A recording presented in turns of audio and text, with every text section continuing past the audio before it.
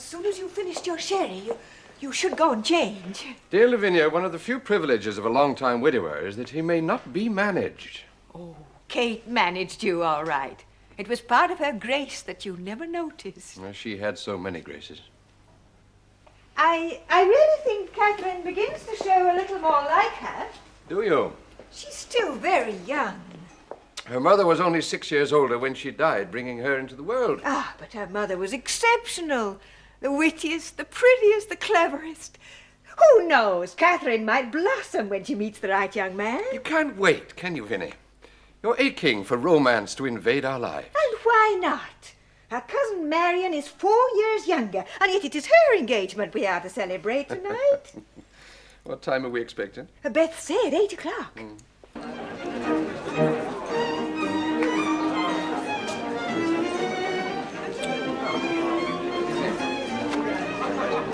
Austin. Marion, look who is here. Beth, dear. Uncle Austin, how lovely. And Aunt Marion, dear, Lavinia. how pretty. And Cousin Catherine. Oh, Catherine, what a beautiful dress. Well, now my evening is complete. May I present my fiancé, Mr. Arthur Townsend. Arthur, this is my other family. How do you do, sir? Madam, Miss Catherine? Catherine and I practically grew up together. She was quite a romp. You still around for Miss Catherine? No. No, I don't think so. What is your line now, then? Is it haughtiness like the English girls? No, not really. Catherine has hidden talents, not easily apparent to the casual eye. Why, yes, only this afternoon she said something so witty. What was it now, Catherine, dear? I'm sure it was Fairleigh. Oh, never mind, you must come and dance. You too, Aunt Lavinia. Uncle Austin, you'll find the kind of refreshments gentlemen seem to prefer with their cigars through there. You're very kind, dear niece, and equally perceptive. Enjoy yourself, my dear.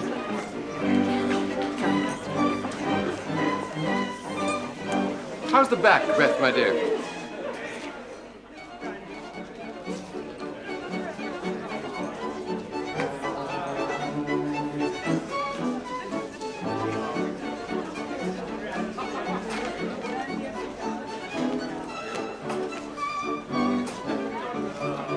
I'm Morris Townsend. I'm Arthur Townsend's cousin.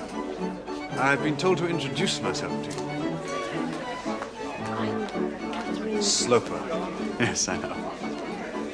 To tell you the truth, nobody told me to introduce myself. I saw you, I asked who you were, and I just thought I'd be bold. Would you mind if I sit down? No. No, please do. What a delightful party. And what a pretty girl your cousin is. It's very kind of you to take pity on me. I feel very much the stranger here. But you are Arthur Townsend's cousin. New York is my native place, but I've not been here for many years. Oh. I've been knocking about the world, living in strange corners. New York is very pleasant, but it is very lonely. People forget you. Do they? Well, perhaps not you. It would be very hard to forget you. But for us commoner folk, oblivion is just around the corner. Oh, I don't think so. I think had I met you before I went on my travels, I would have kept the liveliest memory of you all the time I was away. Indeed, had I met you before, who knows, I might not have gone away in the first place. Who's our young Adonis? His name is Morris Townsend. He's a distant cousin of my son-in-law to be Arthur, one of the less royal branches, according to Arthur's mother. Have you noticed how, on these occasions, the girl whose engagement it is becomes queen hen? And so she has the advantage of every other lady in the room, even the married one. I have noticed something of the sort. So for instance, here comes dear Marion. She's a mere child, but you'll see she'll order me about like my own grandmama. There you are, you two. We must break this up. You've both been sitting there far too long. Oh, very well. If I'm not to be allowed to talk to you, I shall go and talk to your aunt about you. We shall meet again.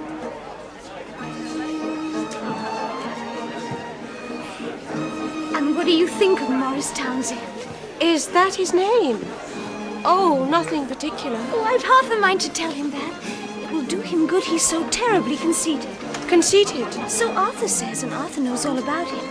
He hasn't known them back in New York, but he's very sociable. He wants to know everyone. Everyone. Well, all the pretty girls. Like Aunt Lavinia there. I know his sister a little. Her name is Mrs. Montgomery. She's a widow with a little property. With 5 children. She lives on the 2nd Avenue. What are his present means of subsistence? He inherited a little money, used it to see the world. I assume he has some left. Does he have a profession? I have no idea. He lives with his sister. Mr. Townsend, you really must remove your heart from your sleeve. Somebody might see it. I have been hit by the thunderbolt, as they call it in Sicily. If you knew the turmoil inside, you would in fact praise my coolness. I suppose she is much sought after. Oh, why, yes, indeed. She has no end of beaux, of the more discerning kind. May I then enlist you in a conspiracy? A conspiracy? I have evidently much ground to make up. I want you to smooth my path. But I mean to come a-courting. You are very direct, Mr. Townsend. I know no other way. My aunt seems to like him very much. Well, most people like him. He's so brilliant. Arthur says some people find him too much so. Oh, I don't think it's possible to be too brilliant. I say, we are talking about you. Oh, well, as far as you are concerned, my dear Marion, I'm afraid I can't return the compliment. As regard Miss Sloper, however, that is another affair. The doctor is out on his calls. Otherwise, I know he would have been delighted to see you. And I him, although he is not my principal interest. Well, if you'll excuse me, there are many things I have to attend to downstairs with cook. Catherine knows she has only to ring for tea if you should want it later.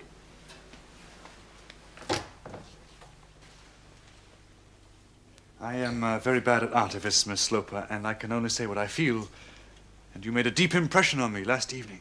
You are very kind, sir. Oh, if you were some flighty girl I didn't care about, I'd have 1,000,000 pretty speeches. It's very odd, Miss Sloper, but in the company of those who affect me, my brain seems to freeze. So does my tongue. I understand that. Do you? Do you really?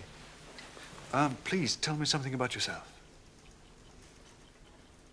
There's little to tell. That's just how I feel myself when someone asks me a question like that. I can't even remember if I like music or... I like music. Whom? Bellini, Donizetti. Oh, you like the opera then. So do I. So I've heard all the great singers in Paris and London. Pasta, Rubini, and Blablash. I sing a little myself, too. Someday I'll show you if you will play for me. Oh, I don't play well. So I sing very indifferently myself. We shall make a harmonious concert.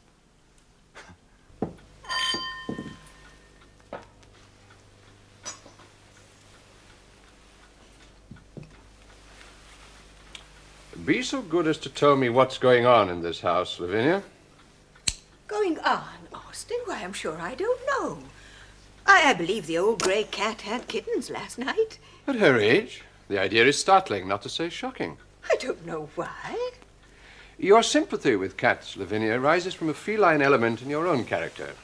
Cats are very graceful and very clean. And very stealthy. Why have I had to find it out from the servants that Mr. Morris Townsend has been here 5 times in the last 2 weeks? Dear Austin, I am incapable of betraying confidences. I would rather suffer anything. Oh, have no fear. You will not suffer. I keep my thumbscrews for my patients. Has Catherine made you take a vow of eternal secrecy? No. Ah, then it's the young man who has made you his confidant. Allow me to say it is extremely indiscreet of you to form secret alliances with young men. You never know where they may lead you. I take a great interest in Mr. Townsend. I won't conceal that. What makes him so interesting, I wonder? His misfortunes, Austin. Ah, he has had misfortunes. Well, that, of course, is always interesting. Are you at liberty to inform me of some of Mr. Townsend's? I don't know if he would like it. He would tell them to you himself, I'm sure, if he thought that you would listen to him kindly. Oh, with kindness one may do anything with him. Ah. Do you think he's sincere in his admiration for Catherine? Deeply sincere. He has said to me the most charming things about her. He would say them to you if he were sure that you would listen to him gently. Mr. Townsend seems to require a great deal of kindness and gentleness. He has a sympathetic and sensitive nature. We must have the tender plant to Sunday luncheon. Ask Sister Beth, too. I'd like her reading of him. An excellent luncheon, Dr. Sloper, if I may presume to say so. I haven't eaten so well since Paris. You have a cultivated palate, Mr. Townsend. Do sit down. The claret was particularly fine. I envy your cellar.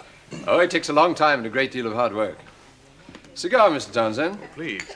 Cuban or homegrown? A Cuban, I think, don't you? Thank you. The French say that claret won't travel to these brutal shores. They say it bruises. Well, you set a great store by the French and what they say, Mr. Townsend. Oh, no, sir, not at all. No, I was about to add that you proved them wrong. But then who better than a great doctor to heal a claret's bruises? You're very flattering. They tell me you are seeking for a position now that you're back from your travels. Position sounds so fine. No, all I want is some quiet work, something to turn an honest penny. What should you prefer? What am I fit for, you mean? Well, very little, I'm afraid. I have only my good right arm, as they say in the melodrama. Oh, you're too modest. You have also your subtle brain. I know nothing of you but what I see. Yet you strike me as extremely intelligent. I don't know how to answer when you say that. You advise me then not to despair. I would be very sorry to admit that any robust and well-disposed young man need ever despair. If he doesn't succeed at one thing, he can always try another. Only I should add that he should choose his line with discretion. Oh, yes, discretion. Well, I have been indiscreet formerly, but I believe I'm over it. I'm very steady now. Were you intending to propose something to my advantage? No, I have no particular proposal to make. It occurred to me to let you know that I have you in mind. One sometimes hears of opportunities. For instance, should you object to leaving New York? Oh, I shouldn't be able to manage that, I'm afraid. No, I must seek my fortune here or nowhere. You see, I have ties here. I have responsibilities. I have a sister, a widow, to whom I am everything. She rather depends on me, you see. Oh, that's very proper. Family feeling is very proper. I think I've heard of your sister. It is possible, though I rather doubt it. She lives so very quietly, you see. As quietly, you mean, as Lady May with several small children? My little nephews and nieces. Yes, well, that's the very point, you see, sir. I'm helping to bring them up. I'm a kind of amateur tutor to them. Oh, that's very proper.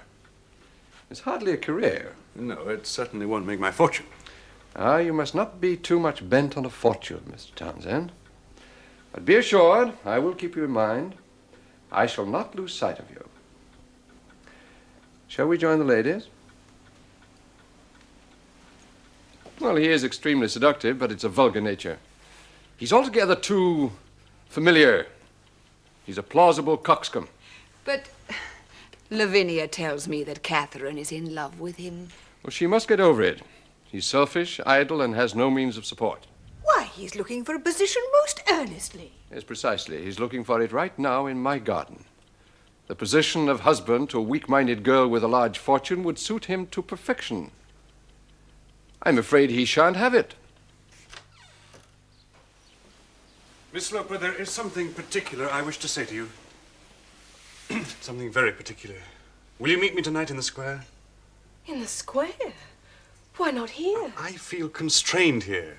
Always conscious of possible interruption. There will be none. Father has a meeting about a convention he is to attend in Paris. Aunt Lavinia will be tactful.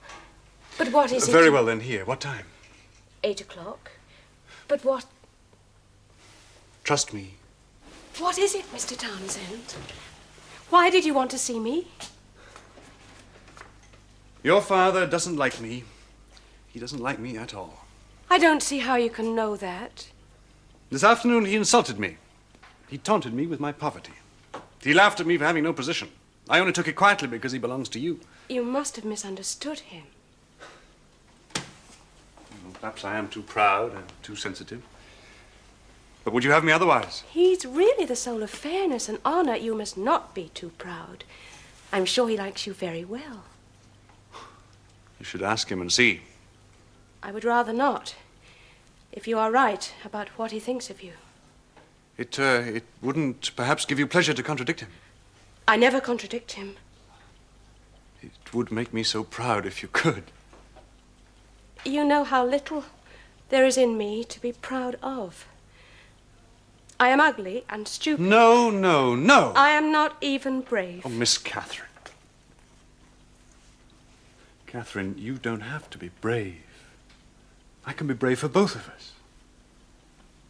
When I'm with you, I'm as brave as any man that ever lived. Please, Mr. Townsend, this isn't right. No, it's got to be said. It's true that it's only 2 weeks since we met, but for those 2 weeks I have been on fire. I've not slept, I've hardly eaten. After our meetings, I've thought only of you until the next one. But I'm not anything. You are everything to me. Catherine, my darling, I love you. I adore you, and I won't go through the rest of my life without you.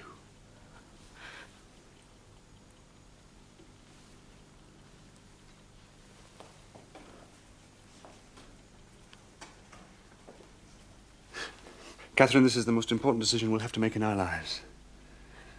My darling, will you marry me? Oh, yes.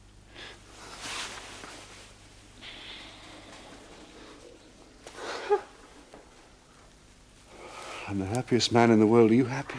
Oh, yes. Do you love me? More than you could ever know. Now we must do our duty. We must speak to my father. I will do it tonight. You must do it tomorrow. It's very good of you to do it first. You'll need all your powers of persuasion. I'm sure you're wrong. Do you know the first thing your father will say to you? No. He will tell you I am mercenary. Then I shall simply say that he is mistaken, that other men may be that way, but you are not. Yes, you must make a great point of that, Catherine. I shall persuade him. But I am glad we shall be rich. No, that is a misfortune. It is from that our difficulty will come. Well, if it is our worst misfortune, we will not be so unhappy. I leave my defense in your hands. It's a charge a man has to stoop to defend himself from. Morris, are you very sure you love me? Oh, my own dearest, can you doubt it? I have only known it a moment, but it seems to me as if I could never do without it. You will never have to. And now there is something that you must promise me. You must promise me that even if your father is dead against me, even if he absolutely forbids our marriage, you will stick to me. You'll still be faithful. I promise. You are your own mistress, you know. You're of age. There is nothing he can do about it. I love you. That's all that matters.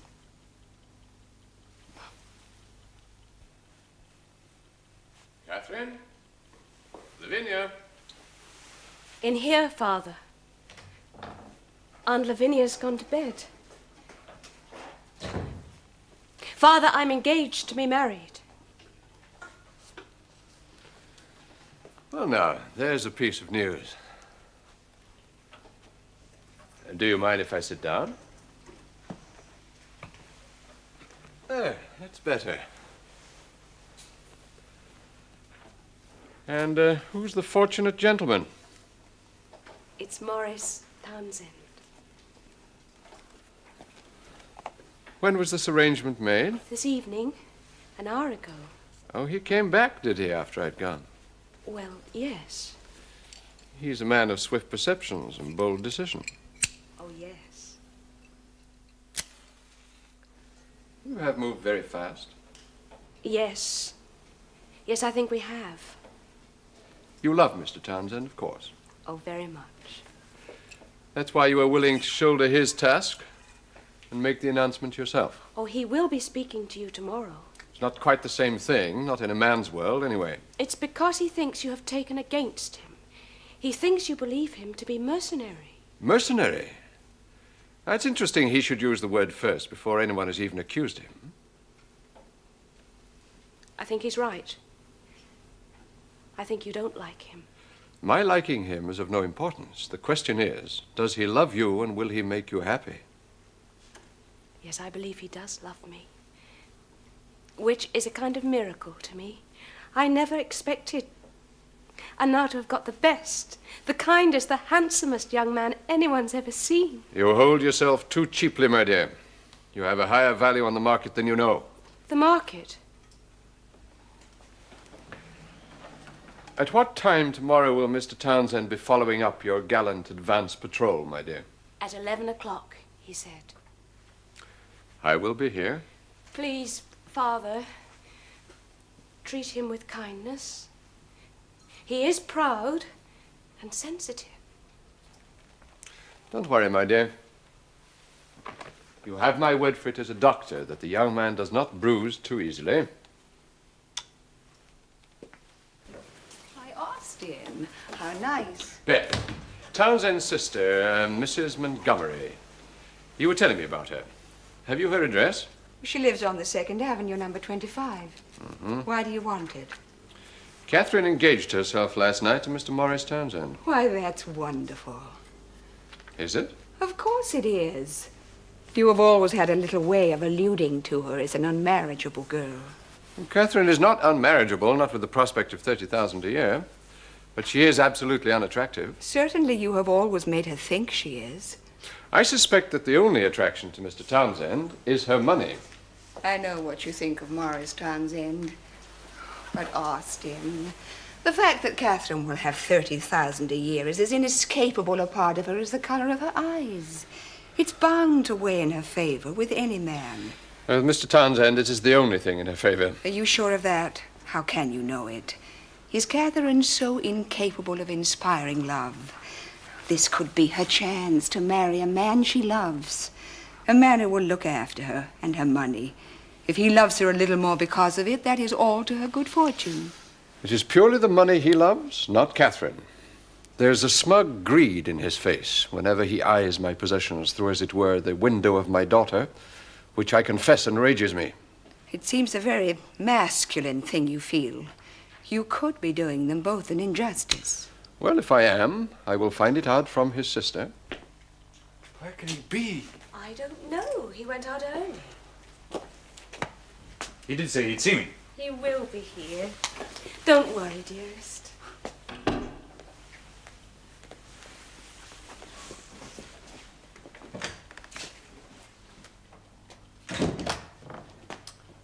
Good morning, sir. I hope you've had a pleasant drive. Sit down, Mr. Townsend.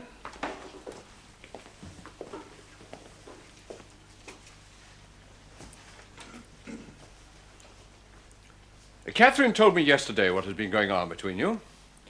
It would have been becoming of you to inform me of your intentions before they had gone so far. I should have done so, sir, had you not left your daughter so much at liberty. I took it that she was her own mistress. Oh, she is. But she wouldn't choose a husband without consulting me. The truth is that the speed of your little affair has taken me by surprise.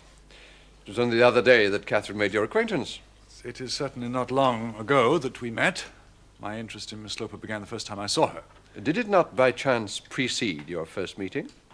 I certainly had already heard that she was an enchanting girl. An enchanting girl, that's what you think her. Yes, assuredly, otherwise I should not be sitting here. My dear young man, you must be very susceptible. As Catherine's father, I have, I trust, a proper appreciation of her many good qualities, but I don't mind telling you that I have never thought of her as an enchanting girl and never expected anyone else to do so. You go far to avoid accepting my good faith, sir. Did you really believe that I would delightedly throw my daughter into your arms? Oh, no, I had an idea you didn't like me. What gave you that idea? The fact that I'm poor. Well, that has a harsh sound, but it is about the truth. And therefore I can only want your daughter's money. No, I don't say that. I say simply you are in the wrong category. Yes, but your daughter doesn't marry a category. She marries a man whom she loves. A man who offers so little in return. Is it possible to offer more than a lifelong devotion? A lifelong devotion takes a lifetime to prove. Meanwhile, it is usual to offer a few material securities. Now, what are yours? A very handsome face and figure, and a very good manner. There is something that you should add to them, sir. The word of a gentleman that I am not mercenary. I care no more for her fortune than for the ashes in that grate. I take note, I take note. Do you think I would squander her money, is that it? You squandered your own, I hear. That was precisely because it was my own. I have been wild, I have been foolish, but I made no debts. When it was gone, I stopped. I don't owe a penny in the world. Not even to your sister? My sister? What do you know about my sister? I have just come from her. You would learn nothing ill of me from her. Indeed, she was more revealing in her defense of you than a score of prosecutors could have been. I begin to see there is nothing that you would not do behind my back to get your own way. Tell me, Doctor, do you enjoy the idea of making your daughter miserable? I am perfectly resigned to her thinking me a tyrant for a 12-month. A 12-month? A lifetime, then. She may as well be miserable this way as with you. You are not polite, sir. You push me to it, you argue too much. I have a great deal at stake. Then you have lost it. No, sir, I think not. I think were I to give the word, your daughter would follow me out of the house this instant. You have a pledge to that effect? She promised to stand by me, whatever you might say. I have read you aright, Mr. Townsend. I had expected a creature like you to take such a precaution. I may tell you, therefore, of a precaution of my own. What is the matter? Why are you at odds? I love you both. I asked you both to be quiet and kind. Be calm, my dear. I am just telling Mr. Townsend of a simple fact of my life. It is this, sir. The 10,000 a year that Catherine has from her mother I can do nothing about. But the 20,000 a year that will come to her from me on my death will go to a hospital instead if she marries against my wishes. As you know, my dear, I go to Paris soon for the medical convention. I intend to take the opportunity to look around Europe, something I haven't done since my honeymoon with your dear mother. I shall be away about 6 months. You will make me very happy were you to come with me. Let me know.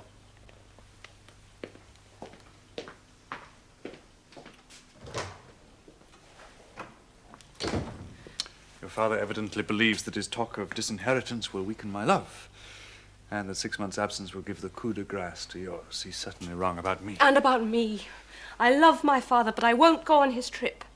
I don't care about his 20,000. I have enough from my mother. We can get married now. No, Catherine, no. I cannot and I will not alienate you from your father. I know that would be great pain to you. No, you must go to Europe with him, and he'll soften there. You'll know how to work on him. And I shall be steadfast. Oh, so shall I. By the time you return, you will have contrived to have both a loving husband and a loving father, too. But 6 months, Morris. Buy your wedding clothes in Paris, and I shall write to you every day.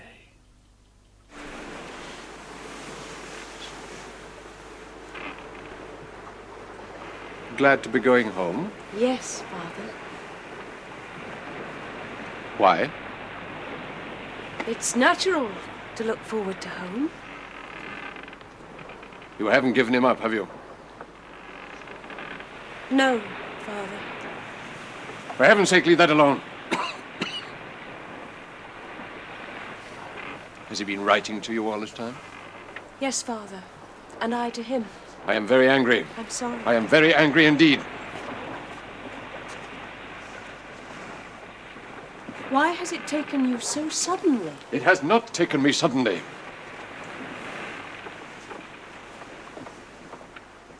It has not taken me suddenly. I have been raging inwardly for the last 6 months. I have shown you the finest cities, the most exquisite art in Europe. You have looked at it all obediently, placidly, with the utmost cow-like composure. Do you know what your mother did when I showed her Michelangelo's David? She wept. In Paris, she was like a flame down the boulevard. In Vienna, they composed a song for her. I am not. I never could be my mother. You showed me that a long time ago. Yet the one thing that does strike a spark from that unresponsive organ you call your sensibility is a cheap and commonplace fortune hunter. It's his gaudy light that has dimmed the glories that I have tried to show you.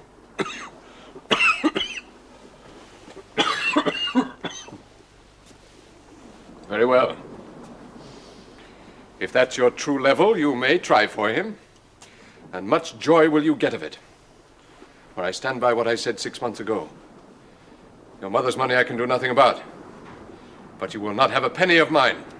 How could I now ever take a penny of yours? Let's see how you get on with Mr. Townsend without it. Oh, thank you, Mrs. Penniman. I shudder to think what I would have done without your kindness these past 6 months. We've been company for each other, after all. They left me alone, too. Still, the waiting's nearly over now. Yes, if only I knew what to expect. Has she brought him round? Has he accepted me? What difference does it make if he hasn't? She was quite willing to marry you despite Austin before. She'll still be willing now. Yes, my dear Lavinia, it makes a difference of $20,000 a year, as you are well aware. Well, of course, it would be delightful to have 30,000, but one can be extremely comfortable on 10. There is a strange mathematical law which I have often observed, but I have never seen defined, and it is this. That people with $30,000 a year do not simply live 3 times better than those with 10. They live in a different dimension. They breathe a different air. And this cannot be explained by the multiplication tables. I shall enter that in the books of the Metaphysical Society as Townsend's law. You can add that Townsend's law also states that where a man has been responsible for his wife losing a fortune, that fact will sooner or later be regretted by one of them. Now, where in all this philosophizing does it explain why you have gone to the bother of getting a special license before you knew the best or the worst? Well, if he is softened, I let things take their normal course.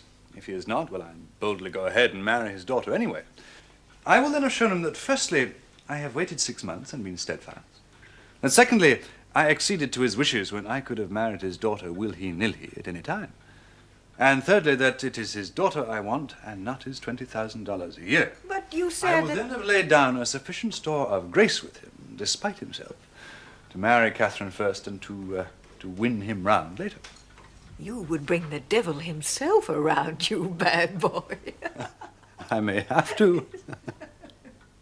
Catherine! Aunt Lavinia. You're earlier than I expected. I was doing something at the back. Where's Austin? He's got a chill. He's gone upstairs. Oh, well, I shall go up and see him later, but first I have a surprise for you.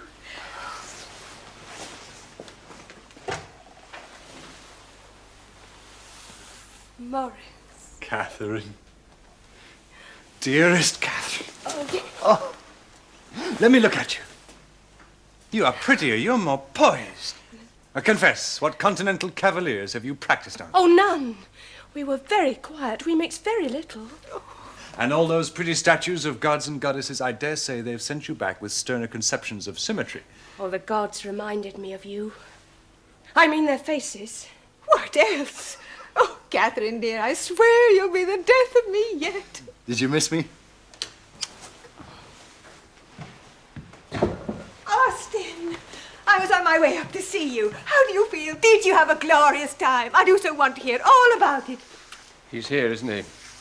Who, dear? Oh, come, Lavinia. At my age, a doctor has acquired fine perceptions. He's been here a great deal all winter, has he not? Taking his ease in my chairs, warming himself at my fires. I don't begrudge him the comfort of it. It's all he'll ever enjoy at my expense. You haven't budged, then? Not by a millimeter. I hope you haven't persuaded him to think otherwise. He may take it out on you. Beware the just resentment of a deluded fortune hunter. I had a sort of foolish hope that you would come home without that odious, ironical tone with which you treat the most sacred subjects. Don't undervalue irony. 'Tis often a kindness. Good day to you, sir. I'm delighted to see you, though I'm sorry to hear you're a little indisposed. Very kind of you to concern yourself with my health, Mr. Townsend, since you have nothing to gain from it either way. Fine. It was a genuine sentiment, sir. Am I to take it that you retain the same view of me as when you left? Did you really believe it would be otherwise? You have evidently made yourself believe that I could be tired out. This is the most baseless hallucination that ever visited the mind of a genial optimist. Well, I am not in the least tired. I'm just as fresh as when I started, and if you take my daughter, you take her with what she has now, with no further expectations from me. I see. Mind you, she's a better bargain than she was, even at that. I've done a mighty good thing for you in taking her abroad. A year ago, she was a little rustic, a little limited. Europe has polished her. She'll make an excellent chatelaine for a modestly comfortable home. Morris, take me. Take me away now. Well, Morris, will you? Catherine, I have a special license. I got it for just such a contingency. If you say the word, we can be married this afternoon. Yes, Morris. Yes, yes.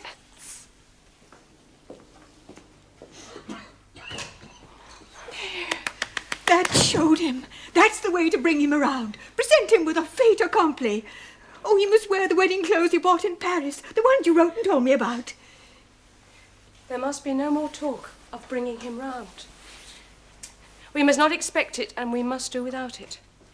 Now, my dear girl, think no more about it. There's plenty of time now. Leave him to me. I shall turn him. Please don't think of it, Morris. Please don't. We must ask no favours of him. We must ask nothing. He won't relent. I know it now. I have a very good reason. Let's not talk any more about it. We have to get those Paris clothes out of your trunk. What is your reason, my little goose? My father does not like me.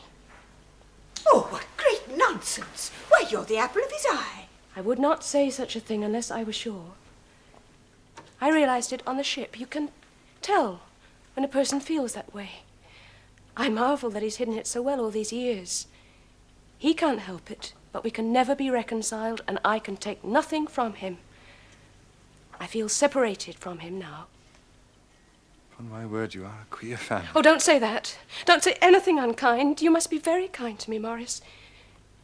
Because I have done a great deal for you. Yes, I know it that, is a my great thing to be separated like that from your father when you have worshipped him before. It has made me very unhappy. You can tell when a person speaks to you as if... What? As if they despised you. He spoke that way one dreadful night on the ship. It wasn't much, but it was enough. And I thought of it all the way home. I will never ask him for anything again, or accept anything from him. It would not be natural. We must be very happy together on what we've got. And Morris, you must never despise me. Oh, come, my love, that will never do. And now you must go and put on your finery. And I must race round to my sister's to pick up the marriage license and to let her know we shall be spending the night there. Oh, Morris. I shall be back in 40 minutes. Lavinia, since you are to be the witness, I expect to see you looking like the first lady of the state. Catherine, pack only what you need for the night. We can think about the rest when we decided upon the honeymoon. Oh, Catherine. Catherine, I'm so happy for you. Catherine, my dear, you look a dream. Do you think you like me? He'll adore you. We're very happy for you, Miss Catherine. More than we can say. And we know you'll be very happy, too. Thank you, Mary. And you, Deborah. And you, Abigail. Now, we must compose the picture. The one that he sees when he first comes in. It will be the one that you will remember the best for the rest of your life. Quickly, dear, quickly, he'll be here at any moment. Oh, Aunt, I'm not a china doll. Oh, sometimes, dear, I wish you were. If only you knew how you had my heart in my mouth just before. How do you mean? I'll tell you one day, when you're an old married woman. There.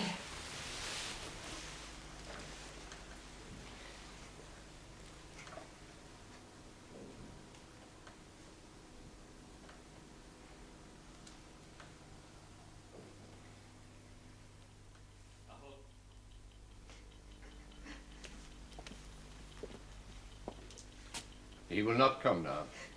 He will come. My dear girl. He has had some mishap which delays him. He will come.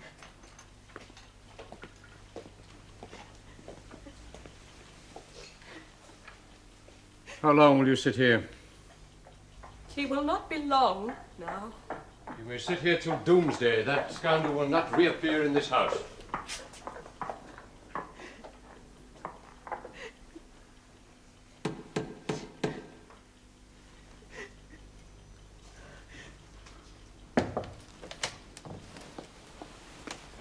This come for you, Miss Catherine.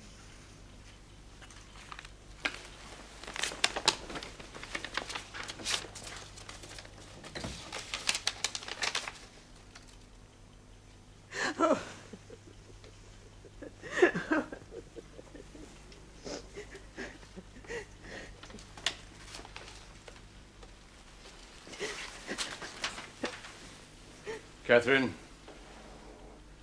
I would have liked to have been wrong about him.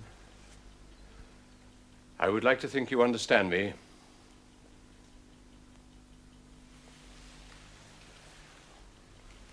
I understand you, Father. I understand a great many things now about life, as they say. They have been slow to come to me because I haven't a quick mind like my mother had. But those with quick minds are wrong to think that we dull ones cannot feel pain. I understand that you saved me from a fortune hunter. You were able to do that because of your own contempt for me. It showed you very clearly that any man who said he found me lovable was a liar. Well, you know now that he would have made you miserable. Not a necessity. He was a good liar. You were a good liar for years. If it had not been for all this, and if you'd continued to be clever enough, you'd have deceived me that you loved me for the rest of your life. It would not have been for long. Austin? It's this chill. It's turned to congestion of the lungs. It happened on the last day of the voyage. Oh, then we must get you to I bed. will take to my bed tomorrow. I will need careful nursing, but it will make no difference. I shall not recover. Austin, of course you will. I am never wrong in these cases. Oh, Austin. You may have thought me brutally in haste to smash your Mr. Townsend, Catherine. Now you know why. You have not smashed him, Father. He has fled only to New Orleans to hide his shame. I dare say the scent of dollars would soon fetch him back. You must swear to me. You must swear you will have nothing further to do with him.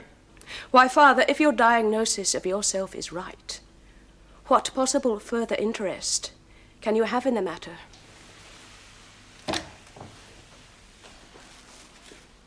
Catherine!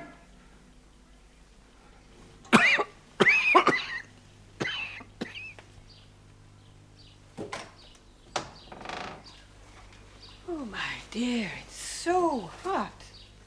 Have you ever known a New York August that wasn't?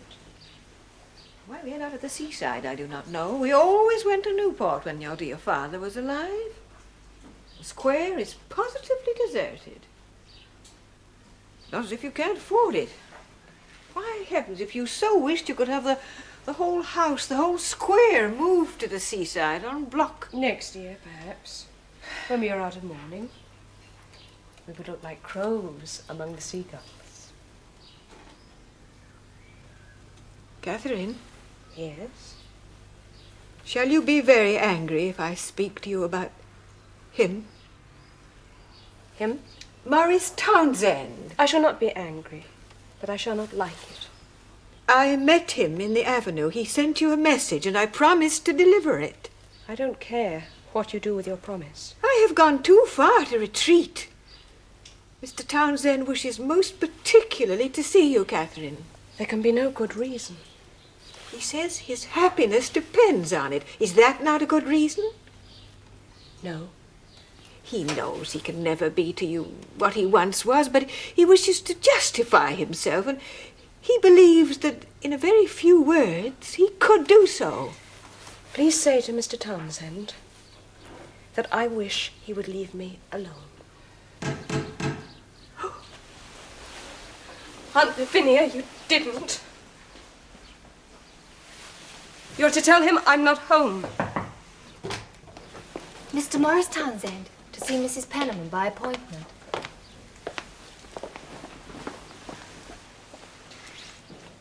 Miss Sloper? Mr. Townsend, Mrs. Penniman will be back in a minute, I'm sure. It wasn't her I came to see. I think you know that. Well, it certainly can't be me. You fled in terror, as I recall the last time. I fled in fear of what I was about to do to you. I can't really hope that you'll understand, but I'm only back for a short while. I owe it to both of us to try. Back? From where? New Orleans. I have this small commission agency there. It really could be quite brilliant. I'm only here drumming up trade. Well, don't let me keep you from it. Miss Sloper! Oh, the hell with it, Catherine. I fled from you, yes. Why? Because to gratify myself, to get you, I was alienating you from your father. I was disinheriting you from your fortune. I was losing you all this. Now, what kind of love was that? What bitter recriminations was I storing up for myself in future years when you could sit back and add up everything I'd lost you? I would never have counted the cost, Morris. You were all I wanted. And you were all I wanted. But I think you would have counted the cost a little. Come, Morris, we have both been through the fire. I'm not the little goose I was. Can you tell me in your heart that the thought of 20,000 a year less didn't throw a little chill into the coziness? I can't deny that true love runs more smoothly on gold wheels. You know, you're different. Suddenly, you're a woman of the world. You're exciting. Catherine, couldn't we forget all this? Couldn't we start again? It was probably sent to try us, to put us through it. I love you so much more now. What do you mean? Start again? I mean, well, we don't have to do it this way, but wouldn't it be loving sport to get a special license again? Do the thing suddenly, rush off like we always intended to. Get married, you mean? Yes, what else? Oh, I'm going to love you like nobody has ever been loved before.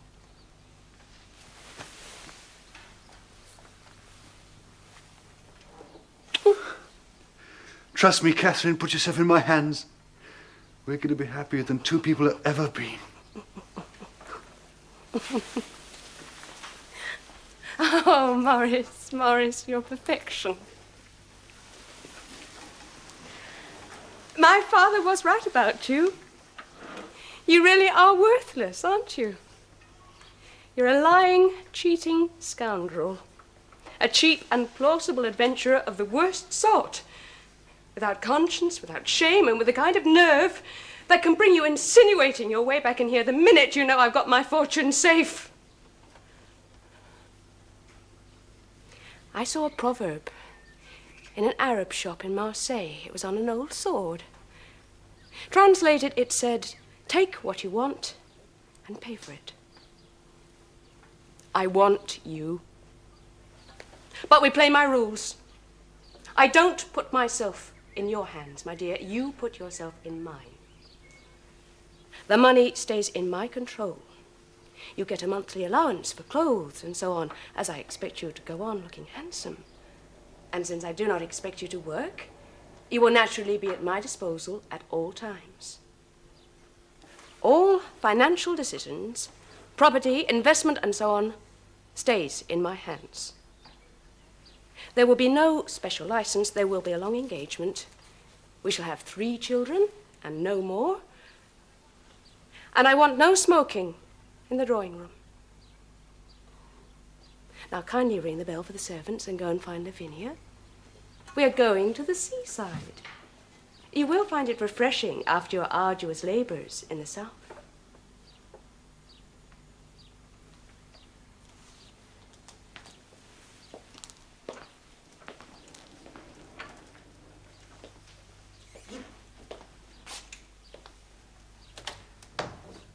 Lavinia?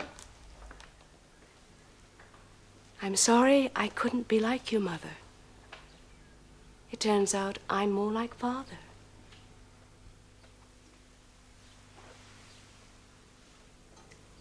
Morris?